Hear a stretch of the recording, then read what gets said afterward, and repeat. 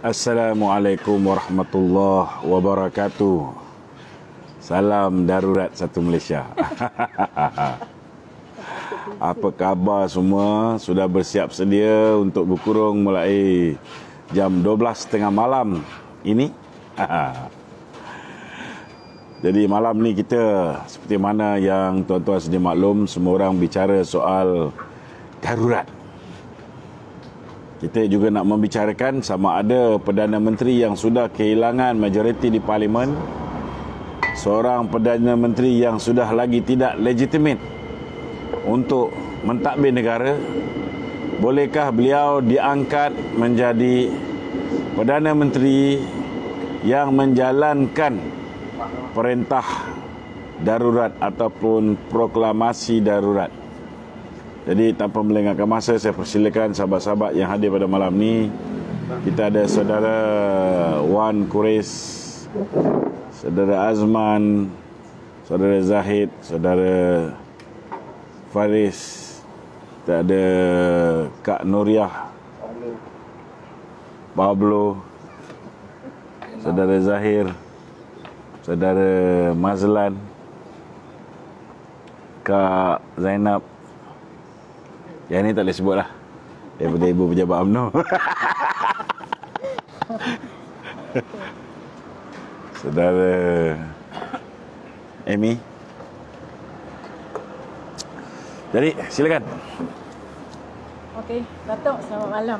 Sebelum kita di PKP kan? Ya. Hari ini adalah kena cepat hari kena cepat. Sebelum 11.30 kena habis. Tan Sri Muhyiddin yang boleh jumpa Agong pada pukul 5.30 petang semalam selama 45 minit. Okey. Tapi boleh pula keluar TV jam 6 petang. Okey? Kenapa kena simpan sampai 6 petang kalau dah rekod awal? Dia macam ni.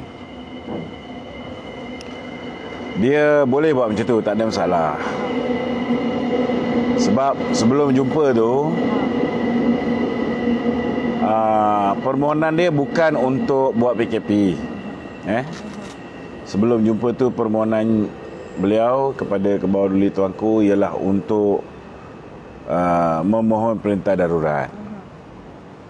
Dan bila memohon perintah darurat ni pun, Kebawah Duli Tuanku Yang di-Pertuan Agong tidak membuat keputusan bersendirian. Baginda telah menghubungi raja-raja kita satu persatu sebelum baginda membenarkan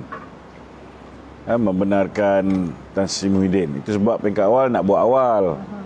Tan Sri Muhyiddin mengharapkan supaya tuanku boleh buat keputusan tanpa perlu meminta pandangan nasihat daripada raja-raja Melayu yang lain. Itu sebab dia postpone. Pukul 6 baru, patutnya pukul 4 kan? Pukul 5.30. Pukul 6 petang. Pukul 6 baru buat. Ya. Pukul 6 tu pun dia buat, dia terpaksa umum PKP saja. Sebab pengumuman berkaitan darurat tu, tuanku makan masa lah sebab dia nak call satu-satu. So, itu yang menyebabkan lambat. Dan baru pagi tadi lebih kurang dalam pukul 11 barulah dikeluarkan. Itu pun mula silap tarikh Januari 2020 kan. Lepas tu dibetulkan lah. Itu tak ada masalah. Itu hak dia. Ini soalan kedua lah. Kalau mahkamah masih berjalan, boleh ke permohonan darurat dicabar sebab Tan Sri Muhyiddin Yassin sudah tiada majoriti mudah yang jelas pun sejak semalam? Sememangnya boleh dicabar. Okey, pertama sekali yang boleh dicabar ni ialah basis untuk darurat itu diadakan. Pertamanya dari segi basis yang digunakan ialah berhubung dengan COVID. Sedangkan seperti mana yang saya ulas banyak kali, COVID ini tidaklah berbahaya sangat. Ianya membahayakan pada anak kecil, membahayakan pada orang tua, mereka yang ada penyakit darah tinggi, kencing manis, jantung, dan ianya lebih bersifat kepada menyerang mereka-mereka yang mempunyai antibodi yang lemah. Orang muda yang sihat tubuh badan, kalau kena COVID ni pun dia tidak membahayakan. Dia dalam erti kata lain tak bagi ubat pun dia boleh selesai. Yang mana yang ditahan kuarantin 14 hari pun, kalau kena kencing manis dia bagi ubat kencing manis, darah tinggi dia bagi ubat darah tinggi, kalau jantung dia bagi ubat jantung. Jadi dalam erti kata lain,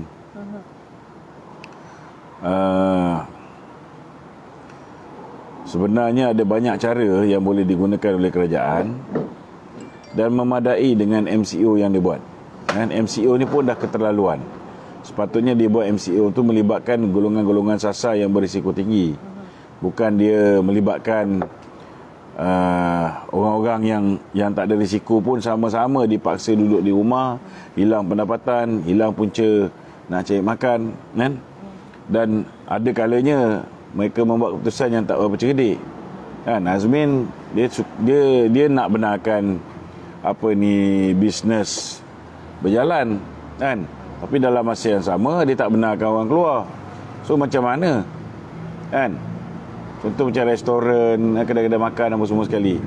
Kalau dia benarkan buka tapi tak dibenarkan untuk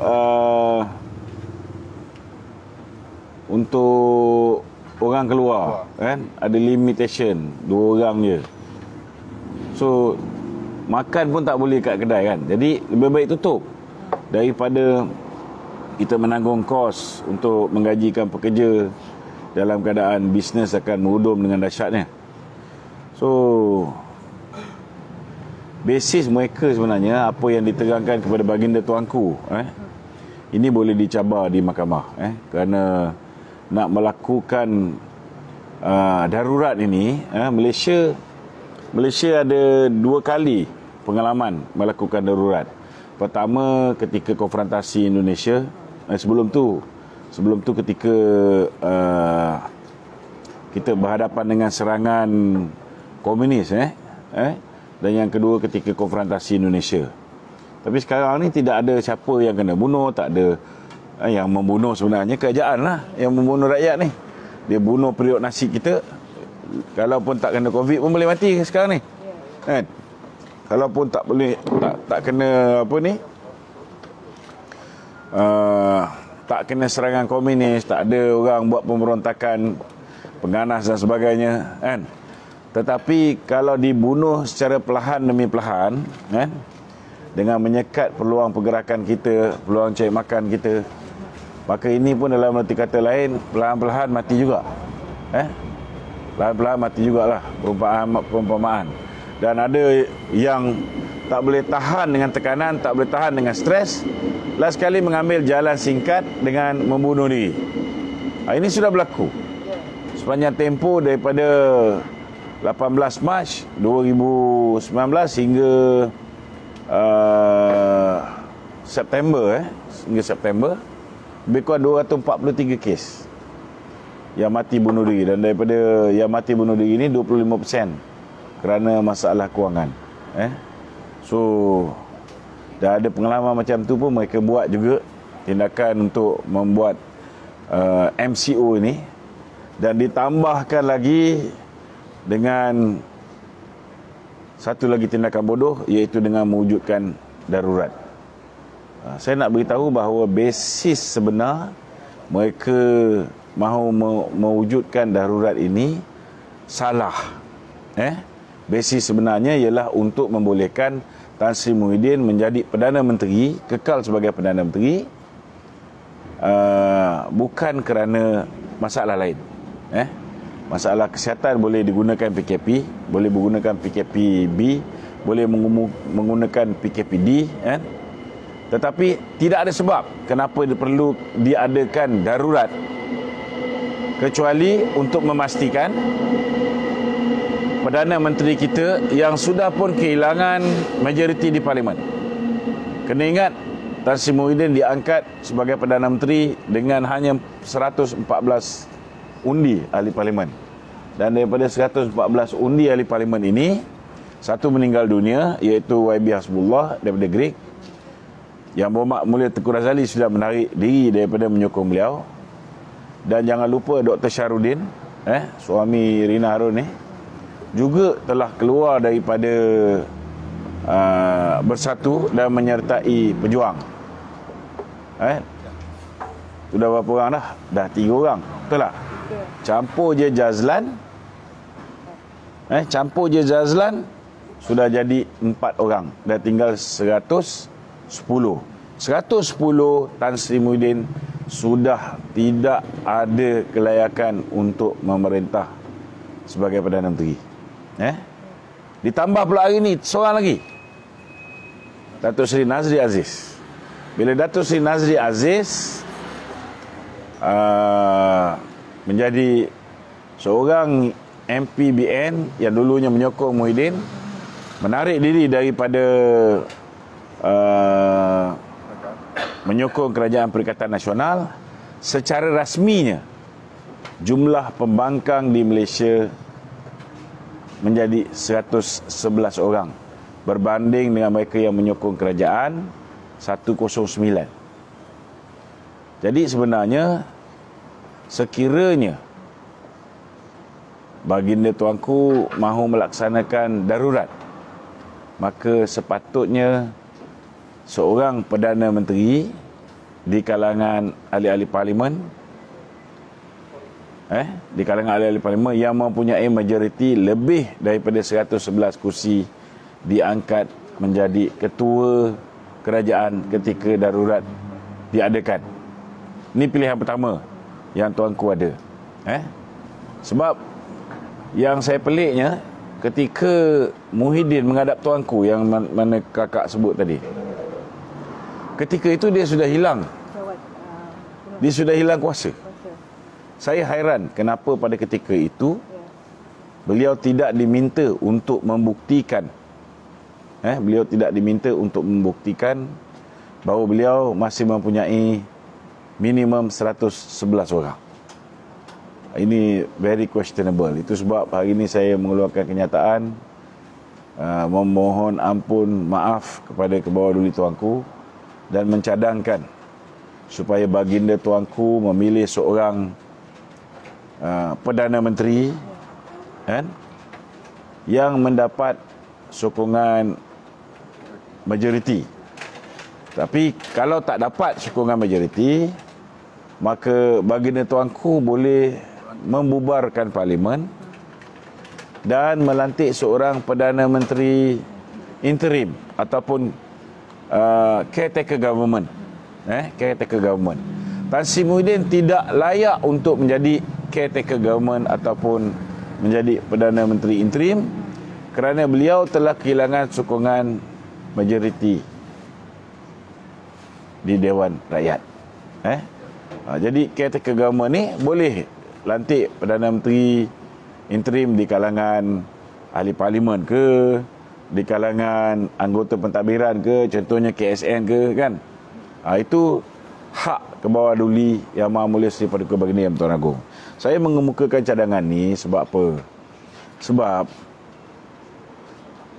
ianya boleh dicabar di mahkamah.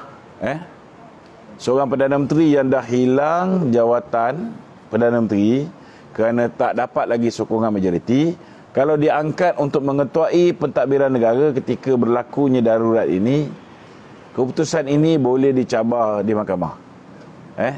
Mereka boleh file petition di mahkamah. Dan saya juga akan berunding dengan peguam saya, bagaimana kita boleh membawa perkara ini ke muka pengadilan. Kita bukan pertikaikan keputusan untuk mengadakan darurat. Saya tak nak pertikaikan sebab itu kuasa tuanku ada. Tetapi siapa yang akan mengepalai darurat itu? Yang itu menjadi questionable. Ada maklumat yang mengatakan bahawa selepas ini Tan Sri Muhyiddin akan ke London dan beliau akan mencadangkan nama Datuk Seri Syamudin sebagai timbalan Perdana Menteri, dan kemudian Datuk Seri Syamudin akan memangku jawatan Perdana Menteri selama tempoh Tan Sri Muhyiddin berada di London mendapat rawatan. Persoalan dia, Tan Sri Muhyiddin sudah bukan Perdana Menteri. Jadi macam mana dia nak melantik timbalan? Ini menjadi persoalan, kan? Saya mengharapkan supaya Kebawah Duli Tuanku menggunakan kebijaksanaan baginda dalam hal ni, kerana hari ini rakyat memerhati dan kita tidak mahu baginda tuanku menjadi mangsa seperti mana ahli-ahli politik di Bangkok, di Thailand, menjadikan raja mereka mangsa, kan? Kerana apabila kita silap membuat keputusan, ianya boleh mengundang fitnah, ianya boleh mencemar nama Kebawah Duli. Dan kita sebagai rakyat yang cintakan institusi raja ni, kita mengharapkan supaya nama Kebawah Duli ni dapat dijaga dengan baik, kan? Dan kita amat kesal lah bagaimana berulang kali Tan Sri Muhyiddin ini cuba menggunakan institusi raja untuk menyelamatkan kedudukan dia sebagai Perdana Menteri. Ini sangat-sangat tak patut. Sebagai seorang yang ada kredibiliti, orang yang ada integriti, sepatutnya dalam keadaan dia dah tak sihat ni, kan, dia lepaskanlah kepada Kebawah Duli untuk menentukan siapa PM interim. Kalau katalah Kebawah Duli memutuskan bahawa Datuk Seri Hishamuddin sebagai PM interim, walaupun saya benci kat dia, tapi saya akur dan menerima keputusan Kebawah Duli, kan? Cuma kalau misalnya orang yang sudah kehilangan majoriti di Parlimen diangkat sebagai Perdana Menteri yang mengetuai darurat, apa tujuan darurat ini diadakan? Bukan pasal COVID. Tujuan darurat yang diadakan ialah supaya kerajaan ini boleh diteruskan tanpa mengikut perlembagaan. Jadi itu tujuan mengadakan darurat itu sendiri sudah salah. Ianya boleh dicabar di mahkamah.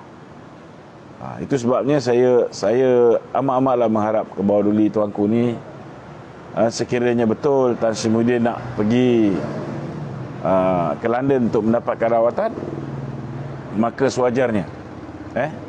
sewajarnya lah baginda menasihati Tan Sri Muhyiddin untuk melepaskan jawatan, sebab dah rasmi dah mengikut Perlembagaan Negara perkara 43 perkara 143 perkara 43 dalam kurungan 4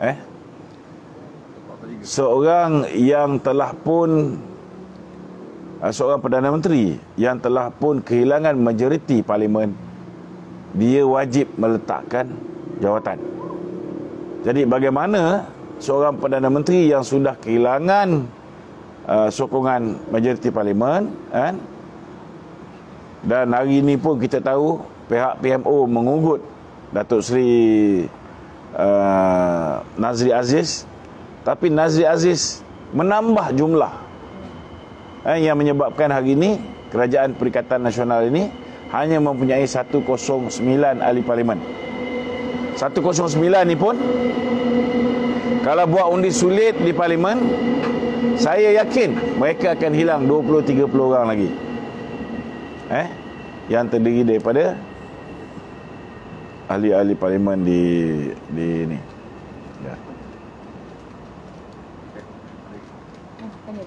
So maknanya memang boleh dicabar di mahkamah. Dan kita pun akan meneliti perkara ni. Bukan nak cabar titah tuanku, tidak. Kita nak cabar keabsahan Muhyiddin Yassin sebagai Perdana Menteri. Okay, Datuk. Saya nak tanya tu kenapa MP UMNO ni tak ada bagi desakan, maksudnya tak ada highlight tentang benda yang Muhyiddin dah tak ada majoriti dalam Parlimen? Ada, Datuk Seri Nazri Aziz tadi pun dah highlight. Sebelum ni bila kita buat live dengan dia pun dia highlight juga. kenyataan media UMNO tu tak ada langsung sebut pasal kedudukan Muhyiddin tu. Itu yang saya heran tu. Bila tuanku bertitah, kan, orang UMNO ni dia jenis keturunan Hang Tuah lah, senang cerita, kan. Tapi di mana ada Hang Tuah, di situ ada Hang Jebat. So orang lain nak jadi Hang Tuah, kita jadi Hang Jebat lah. Itu je. So dari segi dasar tu, dari segi dasarnya hari ni tu, kerajaan sekarang ni kerajaan apa? Kerajaan PN ke? Kerajaan sekarang ni? Ya, kerajaan darurat ke? Kerajaan apa? Kalau nak panggil dia kerajaan darurat pun, dia dah tidak ada kelayakan untuk mentadbir ketika darurat berlaku. Jadi tak boleh panggil Muhyiddin ni kerajaan darurat. Kan? Okey tu. Kita kena bagi nama yang manis sikit. Kan?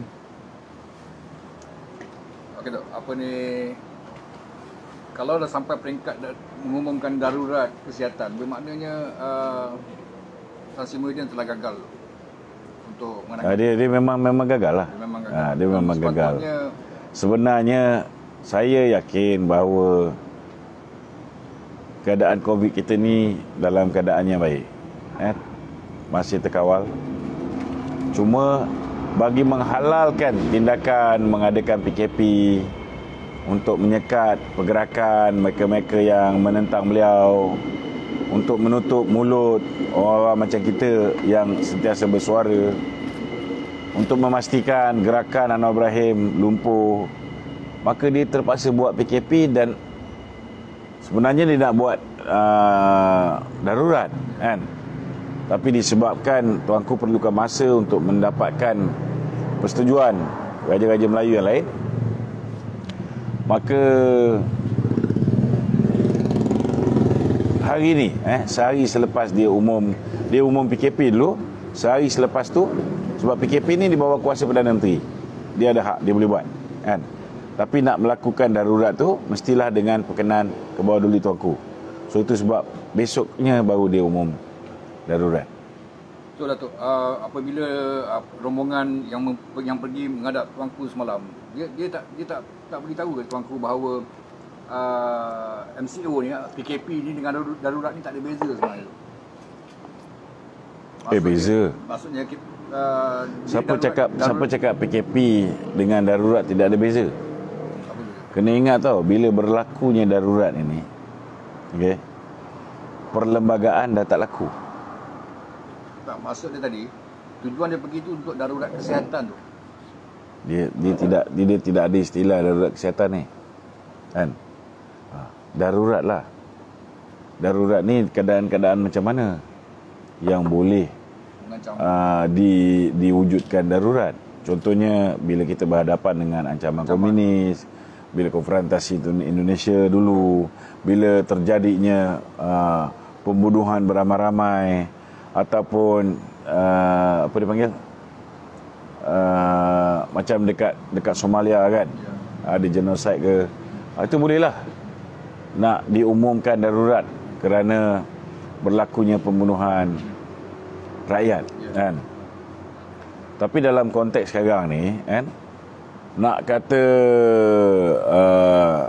orang dibunuh, kalau ada punya dah mati, kerana PKP ni lah. Kerana rakyat stres, rakyat terbeban dengan masalah kewangan. Punca mereka terbeban ialah kerana kerajaan menggunakan undang-undang itu untuk membuat undang-undang yang menyeksa lagi hidup rakyat. Dipaksa duduk ke rumah, tak boleh pergi kerja, tak boleh cek makan. Lepas tu rakyat nak keluar duit sendiri pun, duit ke WSP dia tak bagi, kan? Ada yang dah lulus, lepas tu tunggu-tunggu duit tak masuk-masuk, tiba-tiba dah dalam proses balik. Macam mana ceritanya, kan? Ada yang kata kalau hilang pekerjaan boleh mohon, kan? Tapi yang hilang pekerjaan tak dapat, yang dapat increment dapat. Ada yang gaji 15,000 pun dapat juga. So benda-benda macam ni menyebabkan makin hari rakyat makin hilang kepercayaan dan makin tidak percaya dengan angka-angka COVID yang Muhyiddin bentangkan. Tak kira lah Nur Hisham bentangkan ke apa ke, tapi itu semua arahan daripada Muhyiddin. Dengan harapan bahawa dia dapat memberikan justifikasi kenapa dia perlu mengadakan PKP dan juga darurat. Orang lain nak percaya, terpulang pada orang lain. Tapi saya nak beritahu, saya tak bodoh. I don't buy this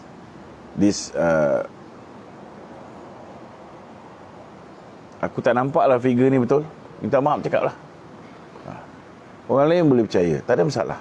Ini hak masing-masing. Kan? Sebab kita ada kawan kita. Contohnya lah, penjara Kajang. Ketika tak ada apa, satu kes pun tak ada. Penjara Kajang di lockdown. Kononnya ada banyak kes. Sebab apa? Sebab bila nak naikkan angka-angka COVID ni, Kementerian Dalam Negeri, dia guna fasiliti dia. Penjara Kedah. Hari ni umum 100 orang. Besok dah tinggal 20. Yang 80 tu hilang mana? COVID bukan satu hari boleh hilang. Betul tak? Dia swab test sekali, lepas tu dia tunggu lagi. Lepas 14 hari, baru orang tu boleh di-declare clear daripada COVID. Kan? Minimum 8 hari. Minimum, paling cepat pun 8 hari.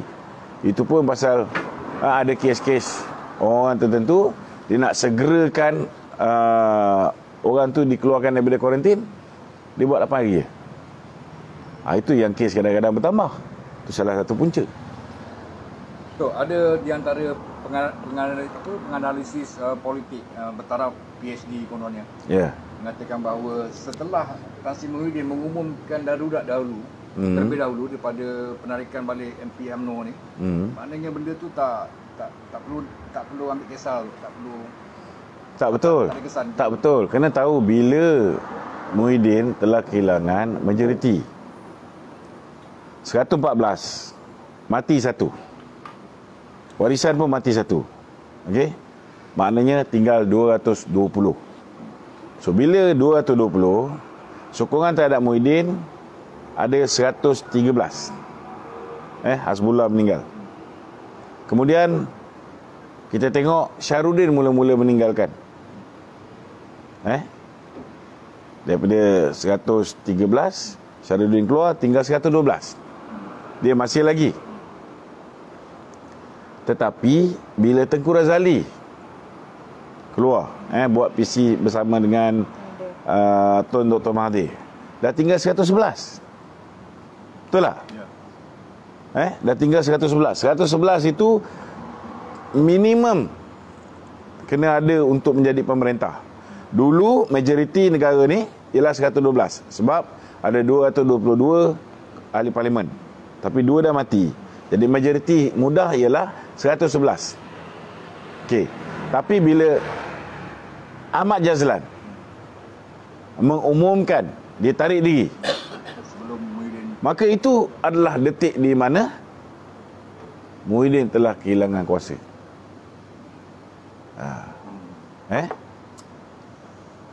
Tapi hari ini bila Nazri pula tarik diri, lagilah. Sebenarnya ramai lagi nak tarik diri. Tapi tahulah kan, tak semua orang berani macam Chief Nazri ni, macam Jazlan. Okey Tok, dalam deklarasi Tan Sri Muhyiddin bagi tadi tu pasal darurat ni, dia ada memberi satu bukan perintah, dia beri satu amaran lah, bahawa jangan sekali-kali menghalang usaha kerajaan untuk ni dalam tempoh darurat ni tu. Macam mana? Jangan menghalang segala usaha kerajaan untuk dia itulah sebabnya mereka perlukan darurat. Kena faham, darurat ini dengan akta darurat yang ada, siapa yang dulu bantah, okey, mereka perlu gunakan. Kalau nak dakwa seseorang, dia kena gunakan akta polis ke, dia kena gunakan undang-undang negara. Tapi dalam tempoh darurat ni, dia boleh tangkap sesiapa pun ikut suka hati dia. Siapa yang membantah kerajaan, dia cuma declare orang ni menghasut rakyat. Kan? Boleh ditangkap. Tak ada masalah. Jadi korang pilihlah. Nak turunkan perjuangan ke, nak chicken out. Kan? Kalau rasa tidak ada keberanian untuk menurunkan perjuangan, bolehlah lakukan gencatan senjata sepanjang tempoh darurat ini. Kan? Bagi dia orang kuatkan kedudukan dia orang apa semua sekali. Nanti bila dia orang dah rasa selesa boleh menang pilihan raya, dia orang bubar parlimen, dia orang buat pilihan raya, jawatan ni, kursi-kursi ni semua sekali, bagi terus kat PPBM. Habis cerita. UMNO boleh tutup. Kan? Kalau tak nak lawan lah. Kalau tak nak lawan. Kalau lawan pun nak beritahu berapa lama dia boleh tahan kita. Betul tak? Dia nak tangkap kita, biarlah dia tangkap. Kan? Paling lama sampai bulan 8. Kalau katalah bulan 8 ni tuanku bagi lagi muka kat dia. Tapi kena ingat, tuanku ni dia dengar juga apa rakyat cakap. Kalau rakyat merintih, rakyat merungut, apa semua, lama-lama dia bisik kat telinga Muhyiddin, sudahlah tu. Kan? Kan? Dan tuanku bukan percaya angka COVID ni 100%. Kena ingat, bila tuanku menerima menghadap Muhyiddin di Kuantan, bukan setakat Muhyiddin datang tau, bukan setakat menteri-menteri kabinet datang. Nur Hisham datang, Jeneral tentera datang, Ketua Polis Negara datang.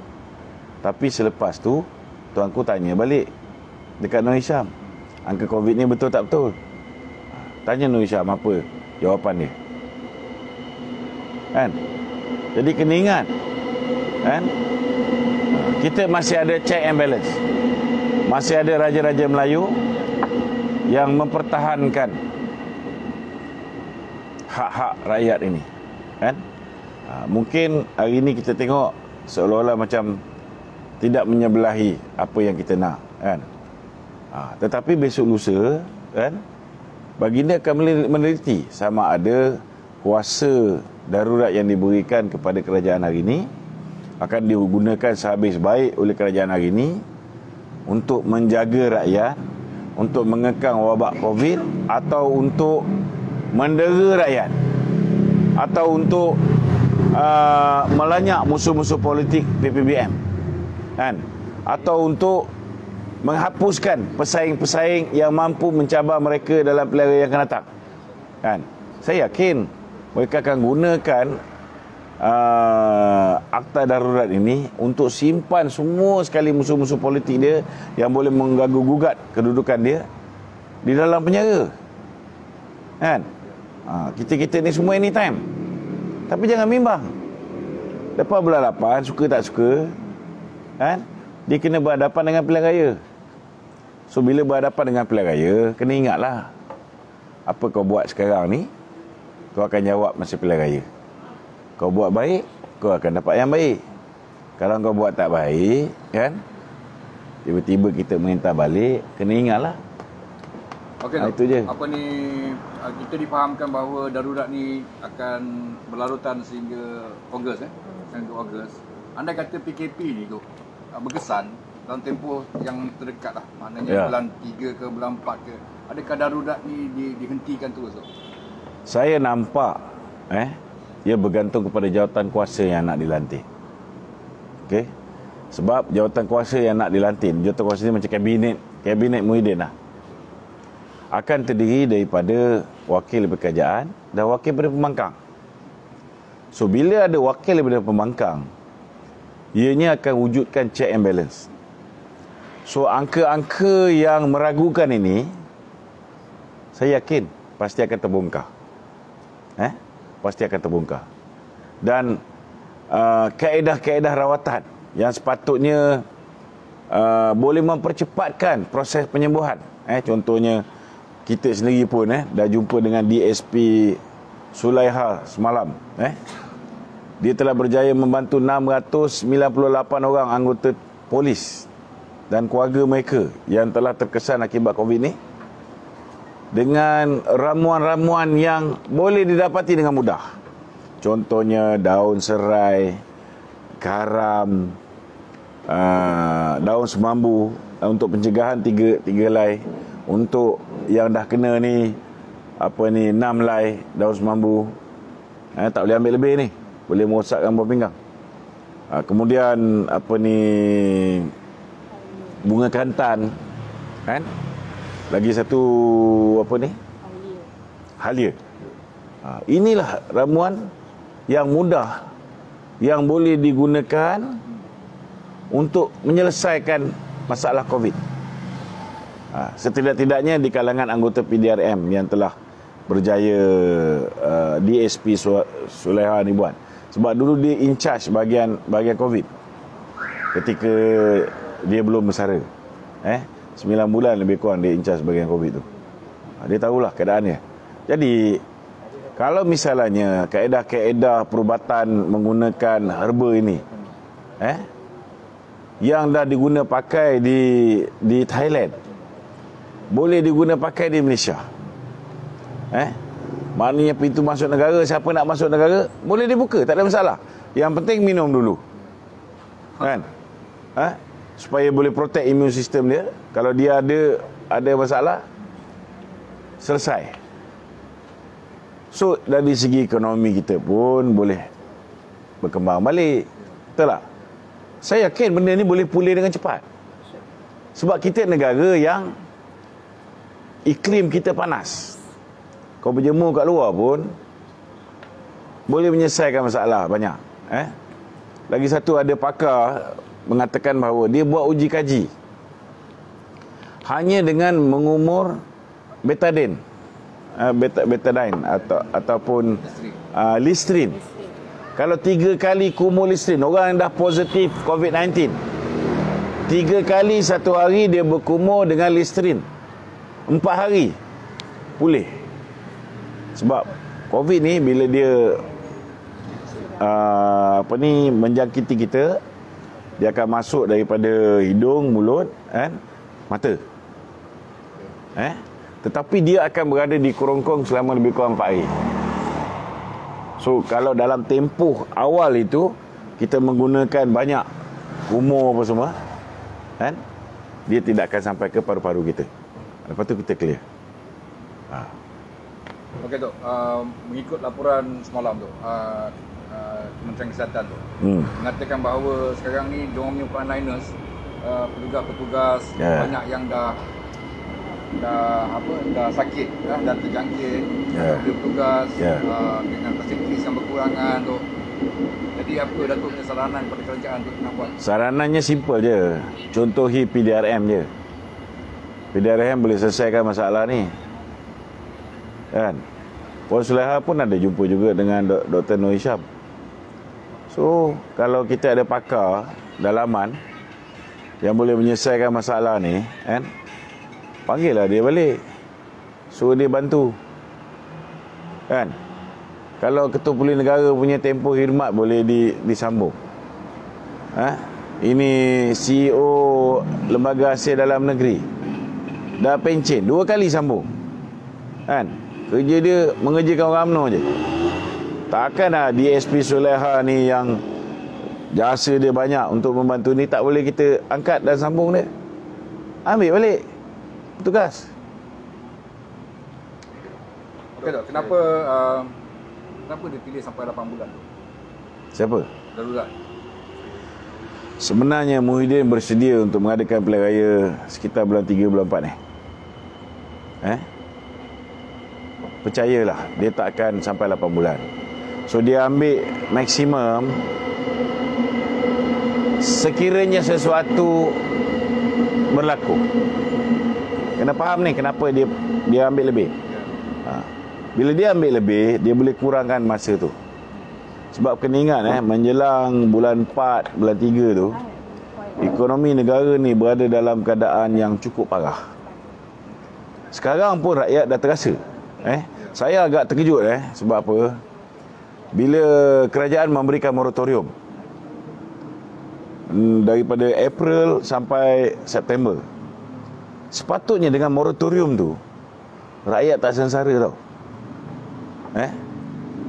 Sebab mereka ada duit lebih, duit yang patut dia bayar kepada bank, duit tu boleh digunakan untuk survive, untuk hidup. Kemudian dapat bantuan BPN lagi. Betul tak? Tetapi 3 bulan sebelum September tu kita tengok rakyat dah. Sebab apa? Sebab walaupun tak perlu bayar kereta, walaupun tak perlu bayar rumah, tetapi bantuan prihatin yang diberikan, bantuan kecil-kecil yang diberikan ni tidak cukup untuk menampung kehidupan mereka. So bantuan tu okey, tapi kalau kerajaan nak arahkan rakyat supaya berhenti keluar bekerja, berhenti cari makan dan bergantung pada bantuan yang begitu kecil, bagi rakyat ni itu begitu kecil, tapi bagi negara nilai dia begitu besar. Sebab bantuan ni diperuntukkan 6.5 bilion untuk lebih kurang 8.1 juta keluarga. Is a very huge amount, kan? Tapi ianya tak boleh menyelesaikan semua masalah rakyat. Rakyat ada banyak keperluan. Keperluan nak hantar anak pergi nursery, keperluan nak hantar anak yang mana taska tutup, still kena hantar pergi nursery. So taska kena bayar juga. Kalau tidak, taska nak bayar sewa pejabat, sewa tempat tu macam mana?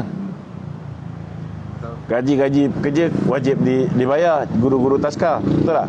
So kawan-kawan kita ni walaupun dapat bantuan BPN, tapi mereka kena belanja lebih di perkara-perkara seperti ini.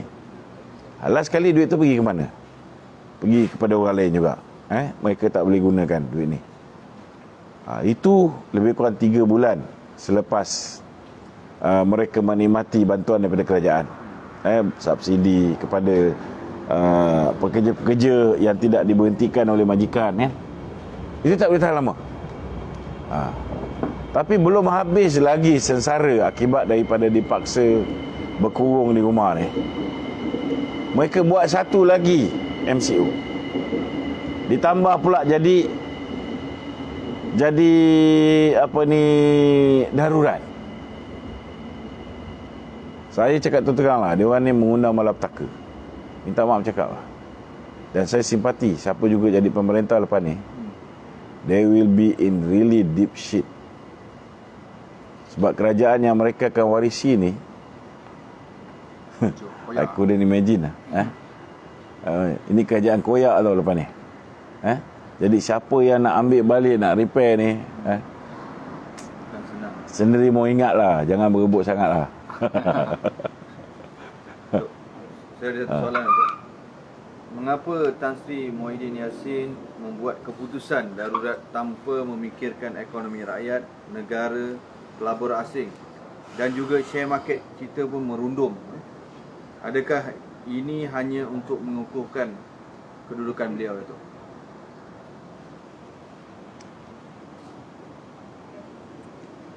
Susah nak cakap lah. Ini soal kuasa tau. Kita boleh cakap lah dia gila kuasa ke apa ke, kan? Tapi manusia ni kadang-kadang bila dia dah dapat kuasa, dia payah nak lepaskan. Jadi kita pun tak nak cakap lebih-lebih, sebab kita belum merasa kuasa tu. Mana tahu bila kita rasa kuasa tu, kan, kita pun buat benda yang sama. Cuma kita berdoa semoga Allah Ta'ala kalau bagi pun kuasa pada kita, kita tak jadi macam Muhyiddin. Cukup lah, kan? Jangan kita lupa bahawa kuasa tu amanah. Kalau kita rasa kita tak capable untuk pikul amanah tu, mungkin kita mendapat manfaat daripada amanah yang kita pikul. Tetapi sepatutnya amanah yang diberikan kepada kita tu boleh memajukan negara, boleh menyelesaikan masalah rakyat, boleh membangunkan ekonomi negara, boleh membawa masuk pelabur. Tetapi disebabkan kita tidak capable, semua benda-benda yang sepatutnya dilakukan oleh orang nombor satu negara, Kita tak boleh buat. Tapi kita tetap nak duduk di tempat tu. Kan? Maknanya kita bukan setakat menzalimi orang lain. Sebenarnya kita zalimi diri kita sendiri. Sebab last kali bila kita dah masuk kubur nanti, kan? Kita akan ditanya. Bila kamu diberikan kuasa, apa yang kamu buat dengan kuasa tu? Kan?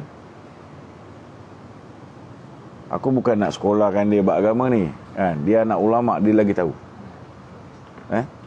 Dia lagi tahu. Hari ni rakyat tertekan. Bukan susah pun rakyat minta moratorium. Memang patut bagi pun. Bagilah 6 bulan.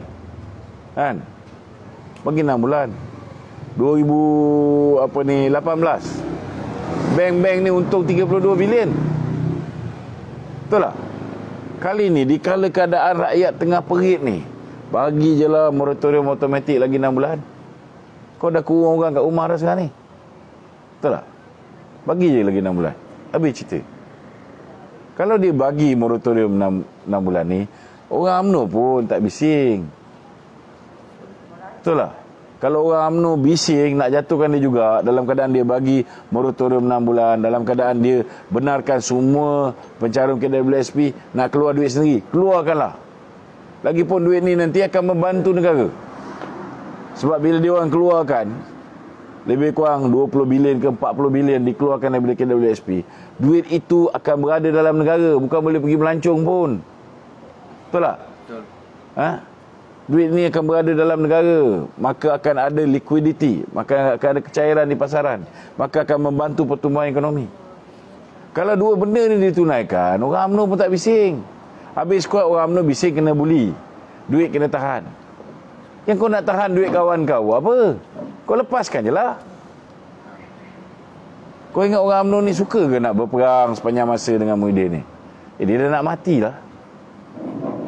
Betul. Berapa lama dia boleh hidup? Betul tak? Kita kalau dah dekat-dekat dengan hujung hayat kita ni, kita buat baik lah. Kalau boleh, biar jadi Perdana Menteri, bila kita mati ni, kematian kita ditangisi oleh rakyat. Orang kenang jasa kita. Time orang susah, time kita dah terdesak, Tan Sri Muhyiddin yang melepaskan duit KWSP. Time dah tak ada duit nak bayar kereta, Tan Sri Muhyiddin lah yang telah meluluskan moratorium automatik 6 bulan. Bukankah ini ending yang baik untuk dia? Betul tak? Betul. Ini ending yang baik. Banyak bagi peluang lah. Tapi kita dah letih, banyak kali cakap tak masuk kepala dia. Dia tak nak Datuk Najib dapat mileage. Padahal caranan Datuk Najib itulah yang menyebabkan satu ketika dahulu orang memanggil dia Abah. Kalau saranan Datuk Najib tu tak bagus, menghancurkan dia. Dah lama dah dia kena maki Amor ni. Kan? Tapi bila dia start kena maki Amor? Bila dia cuba tikam kawan dia? Bila dia membuli kawan dia? Bila dia nak penjarakan kawan-kawan dia? Ketika itu dia baru dikecam rakyat. Okay, Dok, masa Okey, Dok. mencuba last. Okey, nak balik tu. Okey, Dok. Satu lagi, Dok. Last. tawan Okey. Last satu je. Okey. Adakah selepas ni ada lagi MP UMNO akan menjadi sama dengan Datuk Aziz dan Razia Aziz? Maksudnya akan naik lagi. Ya, saya difahamkan sepatutnya ada lebih kurang dalam 8 orang atau mungkin boleh pergi sampai 12 orang. Cuma kena ingat, bila darurat dah diumumkan, mereka mempunyai kuasa mutlak. Mereka ada kuasa sebagai seorang diktator.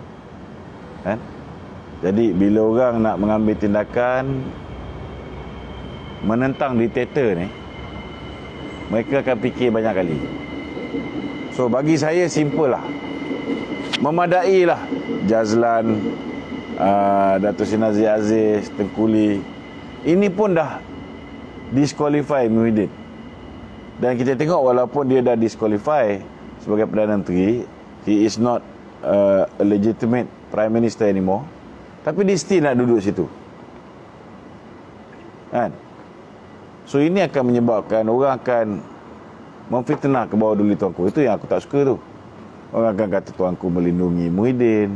Orang dah akan kata, kenapa tuanku ni dah tahu Muhyiddin dah hilang majoriti, bila Muhyiddin datang menghadap, kenapa tak suruh dia buktikan? So ini akan menyebabkan banyak orang mempertikaikan, mempersoalkan ke bawah duli tuanku. So this is very bad for the country. Sebab puak-puak DAP ni dia tunggu masa je nak hapuskan sistem raja kita. Puak-puak DAP ni tunggu masa je nak tukar raja, sistem raja berperlembagaan kepada demokrasi, apa ni dipanggil, sistem republik.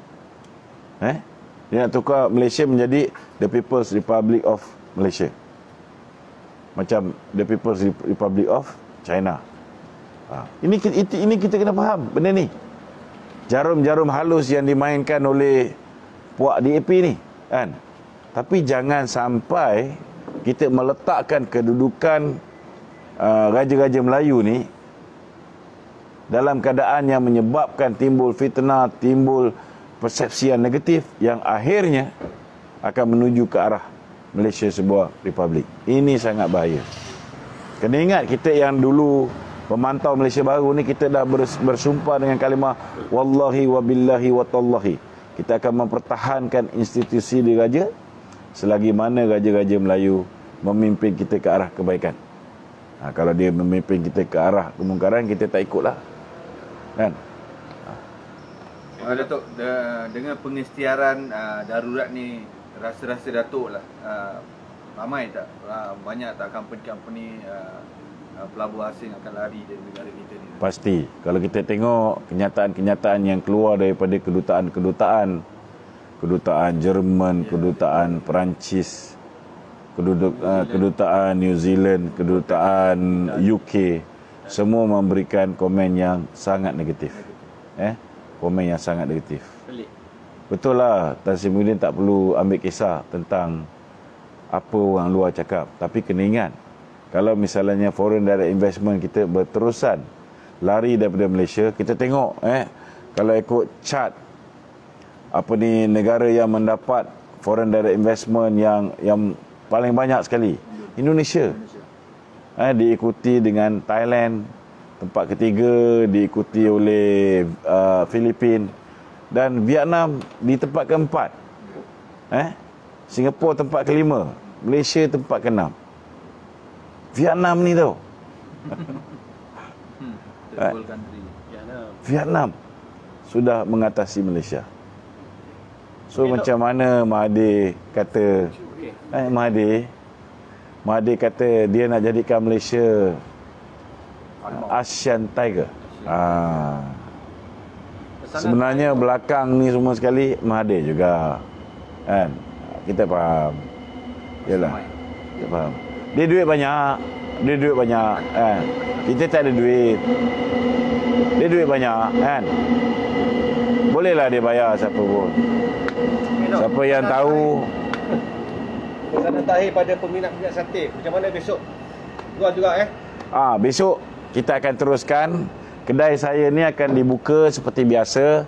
Siapa nak dapatkan stok sate, nak dapatkan ikan patin, nak dapatkan ayam mandi lamb, mandi chicken, hummus, nak dapatkan apa lagi? Chicken karahai, lamb chop, chicken chop, black pepper, teriyaki, semua ada. Fish and chip, semua ada. Nak suplemen untuk COVID, pun ada. Sama ada untuk pencegahan ataupun untuk yang dah kena COVID. Bolehlah datang. Okey. Assalamualaikum warahmatullahi wabarakatuh.